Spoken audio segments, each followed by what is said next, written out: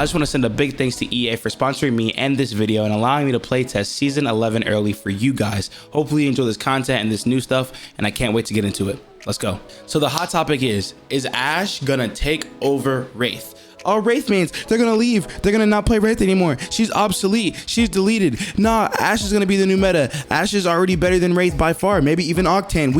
This is what we think based off of this. This is that. This is that. This is my perspective as a Wraith main with a lot of hours and a lot of time playing as Wraith. Here's my banner. You can see I play way too much Wraith, so I have a pretty good understanding of her. So what we're gonna do in this video is compare her abilities to Ashe's abilities, and do we think that Wraith is done for?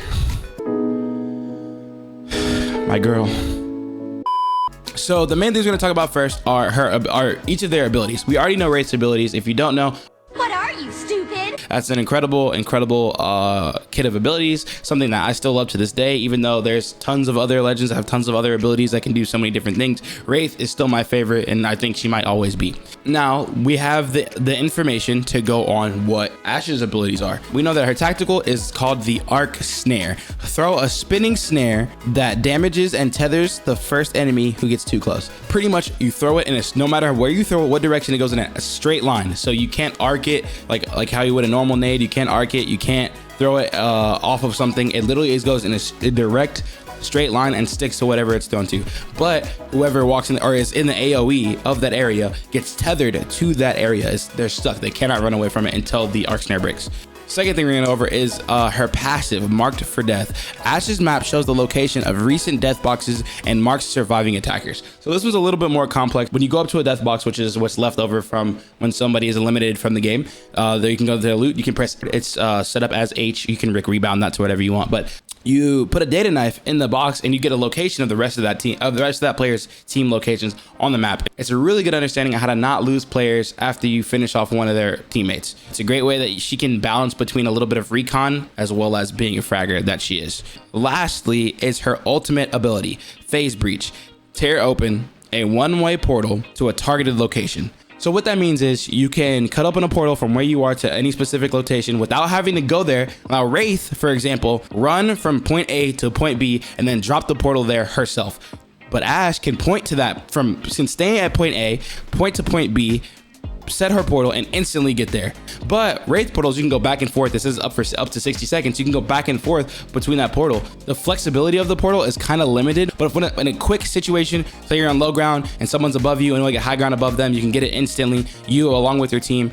Or if you want to, get from out of cover to in cover very quickly. I've used it multiple times in my gameplay when I was testing it out. Now, Wraith has the ability to use her portal for a longer time, to block off a door, to stop an entry from happening. It's not really possible with Ashe's portal. Ashe's portal is very quick, very in and very out of the situation or into a situation, but that's it. I think it's very two-dimensional, but I do think it's very good. It's very fast and it's very good.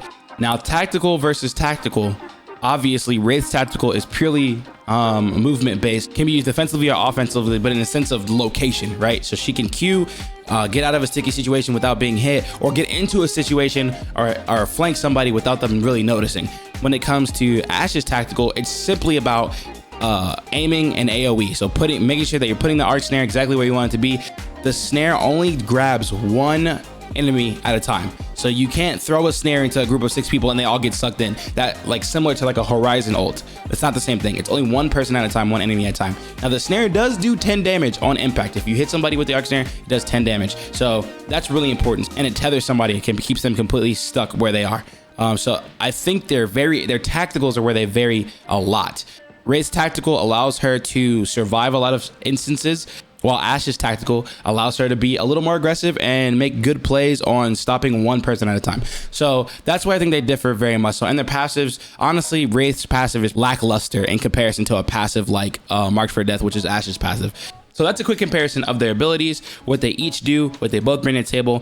As someone who has played way too much Wraith in their lifetime, I truly think that Wraith is still going to be valuable, still going to be usable in Season 11. But Ashe does bring a new dynamic, and honestly, I can't wait to see what the team comps are going to look like, both in casual, in ranked, and in competitive gameplay with both these characters on the field. It's going to be really, really interesting.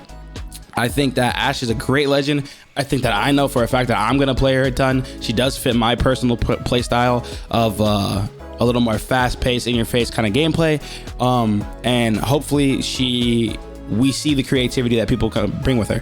Her passive is awesome. Her tactical is going to be makes for some crazy clips. Her ultimate, designed beautifully. I love it personally. I love it. It's literally the combination of an Octane pad and a Wraith portal together. It's amazing. Instant high ground, beautiful. Yeah, so let me know what you guys think in the comments. If you're excited to play Ashe, make sure you hit that like button, because I know that I'm excited to play Ashe. If you're not already subscribed, you're gonna get more early access season 11 content right here on this channel. So make sure you sub, hit the notification bell, which is extremely important. I think we have almost 1.2K subs right now. Thank you so much. I truly appreciate, again, EA and Respawn and everybody there and all the devs for allowing me early access to this incredible, my favorite game of all time, Apex. And I think that season 11 is gonna be busting. Thank you so much. I'm gonna leave you guys with a peace, love, and drums, and I'll see you in the next video. All right, later.